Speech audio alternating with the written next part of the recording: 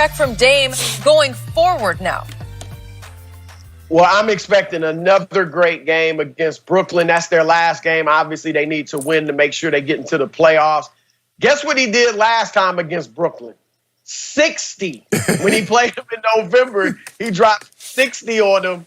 And Kyrie was playing, so I'm sure he was motivated to go against Kyrie. But I think, Skip, you may be doing him a favor by critiquing his last 90 seconds of this game. He clearly is motivated by the naysayers. We saw it with the Clippers guys. We saw it last night. So I think he's going to be even more motivated to come out and have a huge game. I think he goes for at least 36. But I would not be surprised, and this is going to might sound crazy, I wouldn't be surprised if he goes for another 50. I really wouldn't. He may have to, because we don't know what's going to be going on with C.J. McCollum's back. Nurkic will be better, I'm sure, but Melo probably won't give him 26. So he's going to have another big game, and I think he's capable of doing it, and I think he will, because he's backed up everything he said thus far, except missing those free throws against the Clippers. Skip, Chris, guys, you know what I'm seeing? I think Dame is a guy that if somebody from the opposing team is viewed as a superstar, we remember what he did in that night with Kobe when he went to a Staples Center and they had the speech and they talked about Kobe, showed the montage. He goes for a monster number. I think he goes for 48. You mentioned November, Kyrie on the other side, he goes for 60. In Golden State, who's in Golden State? Steph Curry. Oh, Steph better than you. He dropped 61. He goes into this game. Who's on the other side? Luka Doncic. Luka Doncic is better. So what you're starting to see, if Dame goes against somebody, if you look at what he did against, and he didn't come up big, and this is what Skip has been knocking him for against the Clippers, is that if there's somebody on the other side and that person is viewed better than Dame is like, okay, when I leave this game, I bet y'all mention me in the same breath that y'all mentioned that guy. He was special yesterday. I expect to see greatness moving forward, Chris. I still expect to see greatness because he has to be that. Because we don't know if and when CJ's back's going to be better. Gary Trent Jr. might not continue that hot streak that he was on. The first 5 games disappeared.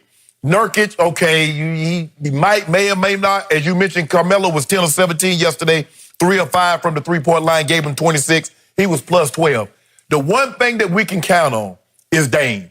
He's playing major minutes. He's giving you Game 7 energy with Game 7 type minutes. He's averaging 47, and so he can't let down. So I expect Dame to continue to be great, but all good things but come to an end sooner or later. All things so Shannon Sharpe, who is the GOAT? Let me hear it again. Hey, no. I don't know, Go James, right? Go James. You think what you're trying to do, Chris? Guess what's about to happen? I'm pretty sure Dame Dollar's going to take care of business against what's left of the Nets, and I don't even know if they'll play their starters in this last game because they didn't play them last night. And then I think it's going to be Memphis. I think Memphis will win and probably be in. So all of a sudden, Dame Dollar will have 2 shots to beat Memphis one time. I think that'll happen. And guess who's sitting there? 1 versus 8. The GOAT, says Shannon Sharpe, will be against Dame. And will Dame say, I got to put the GOAT in his place? Really? He did it on Kobe night. Dame's trying to make a name for himself, and he knows this would move him into upper echelon. Because when you can take an 8 seed and you can beat what some consider a super team with 2 of the 5 best or 2 of the top 6 best players in the NBA, and you can do that, obviously, this would be a huge feather in Dame Lillard's cap. What did I tell you earlier in the show? Greatest opportunity of his career is about to happen, and he can right the wrong against Golden State last year in the conference finals when he was not good in the 4 fourth quarters that were all winnable games for Portland against a no KD Golden State. Damian just came up small. He was not clutch in those 4th quarters and the one overtime after game 4. So the point is, against the Lakers, now Shaq is already predicting Portland will knock off the Lakers. Greg Anthony is predicting Portland will knock off the Lakers. Now it's Dame time. Now let's see what you got. So in other words, if he doesn't do that, so Chris, you see what's happening here? Now, what Skip's going to say, if he doesn't knock off the 8 seed, he's not that guy. You notice that? Right. No. Well, Look, first of all, and I'm with you guys in that I've picked Portland, going into the bubble. I picked them to get that 8th seed. It's not a lock, though. First of all, I'm hoping that we see Portland and Phoenix. Yes. Because Dame versus Devin, right? Devin Booker, that is must-see TV. Yeah. But it's likely we see Portland, Memphis. It is not easy to beat a team 2 straight times. And look, Ja Morant is no slouch. I know he's a rookie, but he's a pretty good defender, especially for a young guy. Dame will play well, but we saw when they played earlier in the bubble, it took everything Portland had to beat Memphis. So I'm picking Portland, but I don't think it's a lock yet that they meet the Lakers. If they do meet the Lakers, I told you guys I don't see Portland beating them. I do think Dame will push them to 6, maybe 7 games. I think he'll win a few games with brilliance in that series, but I don't see him beating LeBron and AD.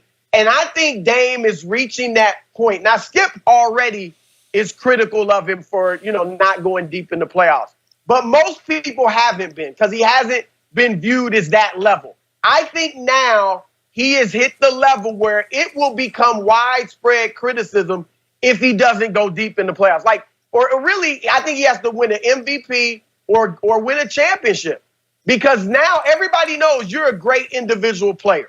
We got you on that level, kind of like James Harden. We know you're spectacular individually. If you keep this up, you'll be a Hall of Famer, easy and all that. But we can't praise you more until you get to that next level, which will be MVP, or can you make your teammates better and win a championship? He's getting to be to that level. But the thing is, Chris, you know how hard it is for guards, especially 6-foot guards, to lead a team to a championship. What, Isaiah? I mean, we got to go back. I mean, because when you think about it. Isaiah, Steph. Yeah. I mean, Gus Williams did it one year. So we don't, I mean, it's in all the years, it's normally a big man, a 6'7" or a 7-footer that's leading the way. So it's not very often. I mean, you get a situation, you get an anomaly like Allen Iverson, 6 foot, takes a team to the finals, goes up against Shaq and Kobe. He did take a game, Isaiah, but for the most part, it's not it's not a small, they can have success. Obviously, Dame is special. Steph Curry was special, but we don't normally see small guards lead teams to the promised land. No, that's true. I agree. And as good as Dame is, I don't see him leading like this Portland team certainly to a championship. I think he has to show that he's going to lift these guys and make them better because they do have some pretty good talent. Mm-hmm. CJ obviously is another nice guard. Yeah. Nurkic, I like Nurkic a lot. Melo in this role at this stage of his career is pretty good. They need some help. They need a defender, a wing defender. They had Trevor Ariza. But, they got to the conference finals last year. That was a strange kind of situation, last year in the playoffs. But I think guards are doing it more now because the league is becoming more perimeter oriented. But ultimately, you're right. It's only been Steph and Isaiah that have really done it consistently. And so we'll see if Dame can reach that level. I don't think he can lead this team to a championship. So, Chris, my disappointment with Damian Lillard, and I told him this in our quote-unquote private conversation that he posted on Twitter. I told him that I was disappointed that he didn't come up more clutch, come up bigger against a Golden State team last year without Kevin Durant in the conference finals because it was basically 2-on-2, Steph, Clay versus obviously Dame and CJ. And in those 4 games, they were all close going to the fourth quarter. They were all winnable for Damian Lillard. And again, if he's that guy, I needed to see more. I came in here every day after those games saying, I thought he'd be better than that. He went a combined in those 4 fourth quarters and 1 overtime, 8 for 26 from the field. That's 31%. And a combined 5 of 17 from 3. That's 29%. And he was a minus 30 in the 4 fourth quarters and 1 overtime. And they lost all 4 and got swept. And you're better than that. And maybe he can be a lot better than that against the Lakers 1 versus 8. Look, I think that's fair. And I'll say this, Skip. I can only think of one player, and this is why I think he's the GOAT, that's never had clutch moments or a series where he just didn't deliver. and that's Michael Jordan. Orlando Even when he lost, in 95, Jordan delivered. when Nick Anderson stole the ball from him.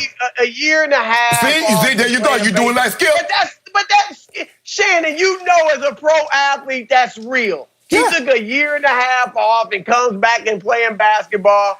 But outside, everybody, Magic, LeBron, Bird had 8 points in 2 games in his first time. Like Kareem, everybody has had these moments where they haven't been at their best in critical situations, in my view, except Jordan. So that, to me, what happened last year against Golden State does not mean that Dame is not clutch. I'm with Shannon.